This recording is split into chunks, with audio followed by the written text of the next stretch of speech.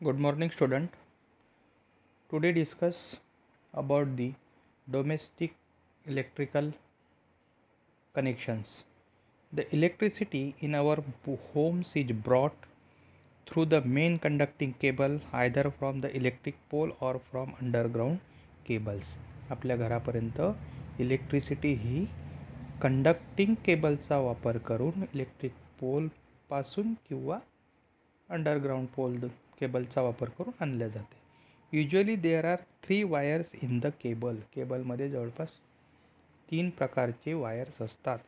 One is called a live wire which brings in the current. एका वायरला live wire म्हणजे जिवंत तार असे म्हणतात, ज्याला करंट असतो, जो करंट वाहून आणण्याचं काम करतो.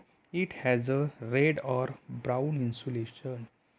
त्याचा रंग एकतर लाल किंवा तांबडा असतो.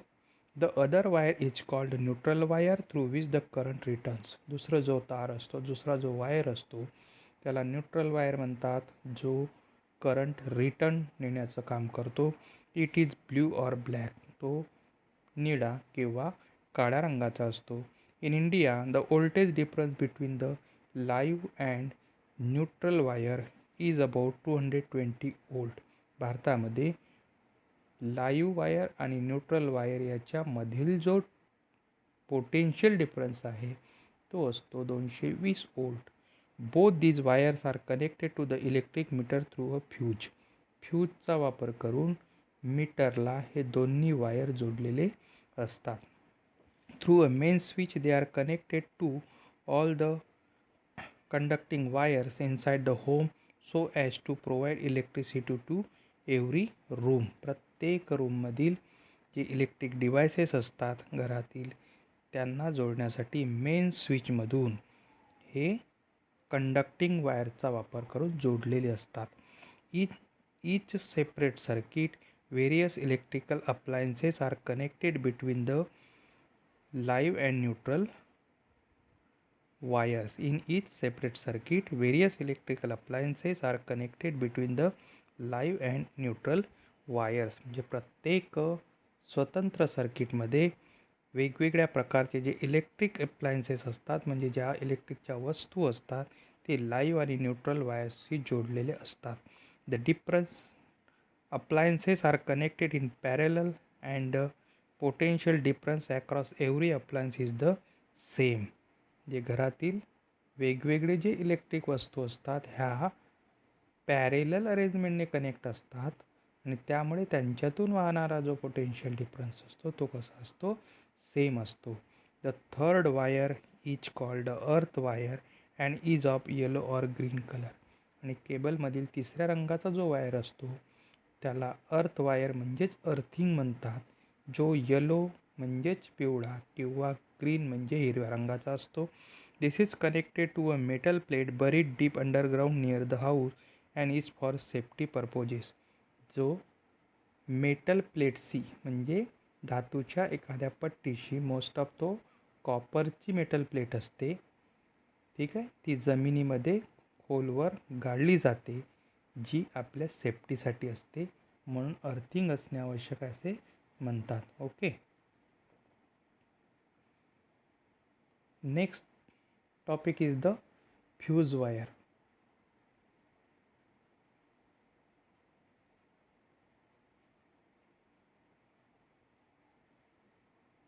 Fuse wire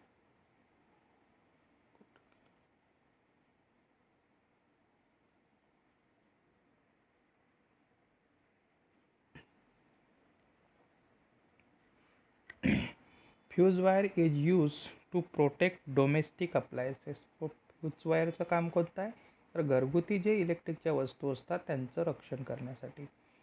it is made up of mixer of substances and has a specific melting point. वेगवेगळ्या सबस्टन्सच्या मिक्सरपासून तो बनलेला असतो आणि त्याचा एक विशिष्ट मेल्टिंग पॉईंट असतो. It is connected in series to the electric appliances. Electric वस्तूला तो सिरीजमध्ये जोडलेला असतो. If for some reasons the current in the circuit if for some reason the current in the circuit increases excessively the fuse wire gets heated up and melts. काही कारणास्तव जर सर्किटमधला जो current आहे तो अति प्रमाणात जर वाढलं तर फ्यूज वायर हीट होतो आणि हीट झाल्यानंतर तो मेल्ट होतो. The circuit gets broken and the flow of current stops thus protecting the appliances. तो मेल्ट झाल्यामुळे सर्किट ब्रेक होतो, करंट वाहणं बंद होते आणि जी इलेक्ट्रिकची वस्तू आहे ती जळण्यापासून म्हणा किंवा डॅमेज होण्यापासून प्रोटेक्ट होत असते. This wire is fitted in a groove in a body of porcelain like non conducting material. तुम्ही अगोदरच्या ज्या ग्रीप म्हणतात जी इथं फिगरमध्ये दाखवलेली आहे ही वाली खालची, ज्याला सिरॅमिक फ्यूज म्हटलेलं आहे, तशा पद्धतीची ती असते, पोर्सिलिनची बनलेली असते आणि त्याच्यामध्ये मग तो फ्यूज तार जोडलेला असतो. For domestic use fuse wires with upper limits of 1 ampere 2 ampere 3 4 5 and 10 ampere are used. म्हणजे घरगुती जो फ्यूज वायर असतो तो अशा प्रकारे 1 ते 5 आणि 10 एम्पियर एवढ्या करंट फ्लोचा असतो. ओके. आणि हा जो वर तुम्हाला कार्ट्रीज फ्यूज दिसत आहे तो कुठं वापरला जातो, तर तुम्ही बाईक वगैरेमध्ये जी बॅटरी असते, बॅटरीचं कनेक्शन लाईटला किंवा इंडिकेटरला असतो, त्यामध्ये तशा प्रकारचं फ्यूज वापरलं जातो. Okay. Next topic is the precautions to be taken while using electricity. Electricity वापरत असताना कोणती काळजी घ्यायला पाहिजे, कोणती खबरदारी घ्यायला पाहिजे. So electric switches and socket should be fitted of a height at which small children cannot reach and put pins or nails inside. म्हणजे इलेक्ट्रिक स्विचेस म्हणजे जो आपला इलेक्ट्रिकचा बोर्ड आहे तो बोर्ड जिथं स्विचेस आणि सॉकेट्स असतात ते कमीत कमी एवढ्या उंचीवर असायला पाहिजे की तिथे लहान मुलांचं सहजासहजी हात पोहोचू नये, जेणेकरून ते त्या सॉकेटमध्ये पिन म्हणा किंवा मग खिळे म्हणा टाकू शकणार नाहीत. Plug wire should not be pulled while removing a plug from its socket. सॉकेटमधून जेव्हा एखादी पिन आपल्याला काढायची असेल, पंख्याची पिन असेल किंवा मग चार्जिंगची पिन असेल, तर ते वायरला पकडून न काढता ती प्लगला पकडून ओढायचं आहे. Then before cleaning and electrical appliance it should be switched off and its plug removed from the socket. जेव्हा एखादं इलेक्ट्रिक अप्लायन्स म्हणजे इलेक्ट्रिकची वस्तू साफ करायची आहे, स्वच्छ करायची आहे, तेव्हा अगोदर स्विच ऑफ करायचा आहे आणि प्लग त्या सॉकेटपासून रिमूव्ह करायचे, नंतर त्याला स्वच्छ करायचं आहे. One's hand should be dry while handling an electric appliance, and as far as possible one should use footwear with rubber soles. जेव्हा एखादं इलेक्ट्रिक अप्लायन्स किंवा एखादी स्विच ऑन करायची असेल तर शक्यतोवर आपले हात कोरडे पाहिजेत आणि जर शक्य झालंच तर पायामध्ये रबर सोल असलेली फुटवेअर म्हणजे चप्पल वापरणे आवश्यक आहे. As rubber is an insulator, it prevents the current from flowing through our body, thereby protecting it. Rubber हा इन्सुलेटर आहे, त्याच्यातून करंट फ्लो होत नाही, त्यामुळे आपल्या बॉडीतून करंट फ्लो होण्यापासून तो वाचवतो, म्हणजेच तो आपलं संरक्षण करत असतो. If a person gets an electric shock you should not touch that person. समजा एखाद्या व्यक्तीला जर शॉक लागलं तर त्या व्यक्तीला सरळ सरळ टच करू नये, स्पर्श करू नये.